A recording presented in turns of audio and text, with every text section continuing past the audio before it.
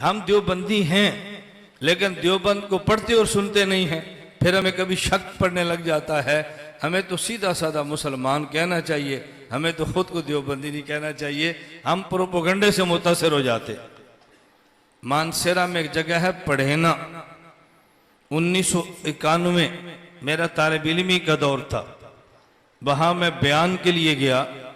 मैंने बयान में देवबंद का लफ्ज बोला। बयान के बाद एक साहिब मुझे कहने लगे, आप ये क्यों नहीं कहते मैं मुसलमान हूं, ये क्यों कहते हैं मैं देवबंदी हूं। मैंने कहा आप कहाँ रहते हैं, कहते हैं पढ़ेना।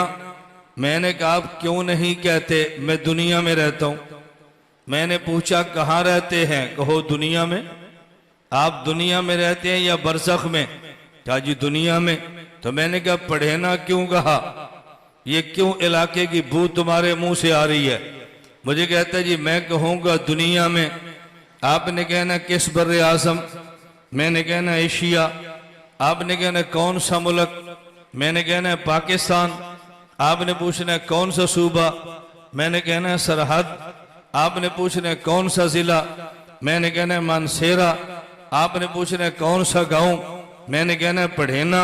इतने सवाल से बचने के लिए मैंने कहा पढ़ेना। मैंने कहा मुझसे पूछो कौन हो, मैंने कहना मुसलमान। तुमने कहना सुन्नी या शिया, उनके ज़हन के मुताबिक। मैंने कहना सुन्नी, तुमने कहना हनफी या मालकी, मैंने कहना हनफी।